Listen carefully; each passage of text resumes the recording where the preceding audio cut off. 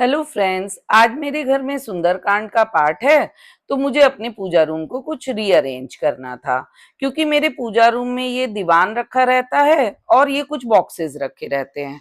हम लोगों को बॉक्सेस रखने थोड़े जरूरी होते हैं, क्योंकि ट्रांसफरेबल जॉब होने की वजह से थोड़े बॉक्सेस तो काम ही आते हैं। बेशक पैकर्स होने की वजह से ज्यादा की जरूरत नहीं पड़ती, पर थोड़ों की तो जरूरत पड़ती ही है। तो मैंने अपने पूजा रूम से दीवान को बाहर निकाला और अपने बॉक्सेस को कुछ इस तरह से अरेंज कर दिया कि अगर लोगों को ऊपर भी कुछ लोगों को ऊपर बैठना हो तो वो ऊपर बैठ जाए, क्योंकि सब लोग नीचे नहीं बैठ पाते, तो इसलिए कुछ लोगों के ऊपर बैठने की भी व्यवस्था करनी होती है। तो इसके बाद मेरा इस तरफ का लुक कुछ इस तरीके से रहा और नीचे आ जाएंगे गद्दे। तो अब आ गई मैं अपने दरबार को सजाने। दरबार को मैं घर में ही सजा लेती हूँ, क्योंकि मेरे पास सब ये सामान भी रखा रहता है। तो देखिए, मैंने नीचे स्टूल पे एक ये चुन्नी बिछाई और इस पर ये आसन लगा दिया। अब मैंने आर्टिफिशियल फूलों से कुछ पीछे का सजाने की, बैकड्रॉप को सजाने की कोशिश की। तो इस बैकड्रॉप को मैंने, ये आर्टिफिशियल फूलों की माला रखी हुई थी, इनसे मैंने इसको सजाया। क्योंकि मेरे मेरे को इन सब चीजों को करने का शौक है, मैं हमेशा कुछ ना कुछ करती रहती हूँ, तो मेरे पास ये आर्टिफिशियल फूल रखे रहते हैं। क्योंकि ये हम महीने में एक बार जरूर करते हैं, इसलिए हम लोग आपस में ही मिलकर कर लेते हैं। इसमें पंडित जी को नहीं बुलाते हैं, हम लोग स्पीकर पर ही सुंदरकांड का पाठ चलाकर और सब लोग आपस में बैठकर पढ़ लेते हैं। तो ये मेरे को इन सब कामों को करने से लगता है कि घर में एक बहुत पॉजिटिविटी सी आती है। तो मैं तो इन सब कामों में बहुत ही आगे रहती हूँ।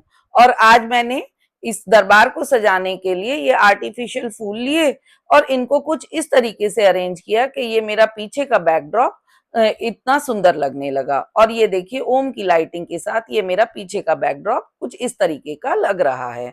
और इधर मेरे ये लड्डू गोपाल जी हैं, जो मंदिर में रखे हुए हैं। और जो ये लड्डू गोपाल जी ने पोशाक पहनी हुई है ना, ये मुझे बिहारी जी के मंदिर से प्रसाद के रूप में मिली थी। मेरे लड्डू गोपाल जी कितने सुंदर लग रहे हैं इस पोशाक में। इसके बाद मैंने सजाई पीछे कुछ फोटो। तो ये मेरे पास पंचमुखी हनुमान जी की एक फोटो है, और फिर पीछे लगाया मैंने राम दरबार, और एक ये मेरे पास पीतल के हनुमान जी हैं। इनको भी मंदिर से निकाल कर मैंने यहाँ आसन पर रख दिया।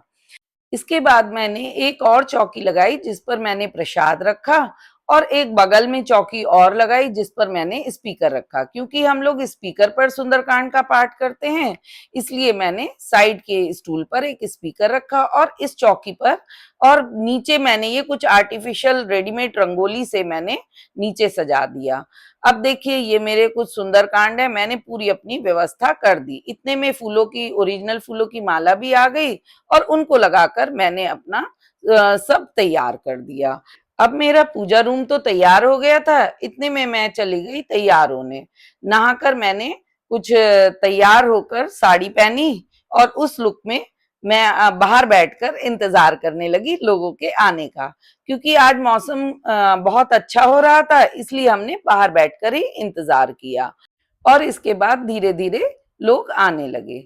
जैसे ही 4-5 लोग आकर जुड़े, तो हम लोगों ने सुंदरकांड की तैयारी शुरू कर दी।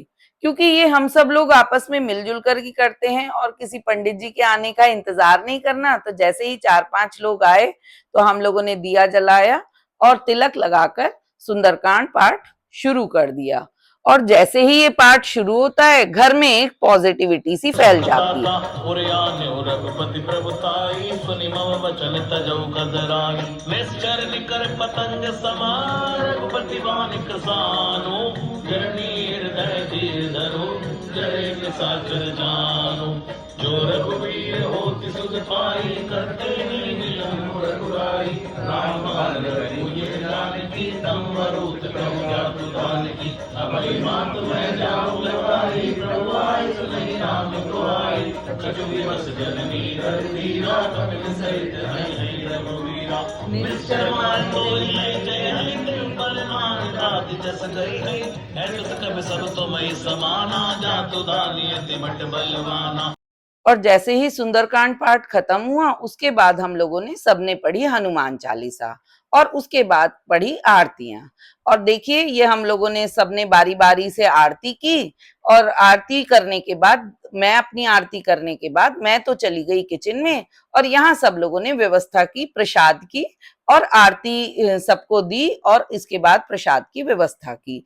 और मैं चली गई किचन में क्योंकि मैंने खाने का और सब अरेंजमेंट किया हुआ था, तो मैं उसको भी देखने के लिए किचन में चली गई। तो ये है खाने का अरेंजमेंट। और मैंने बना रखा था कुछ आम का रस। तो इस आम रस को मैंने शुगर फ्री तरीके से बनाया हुआ था। बस इसमें आम को काट कर पीस कर और उसमें आइस क्यूब डालकर आम का रस बना रखा था।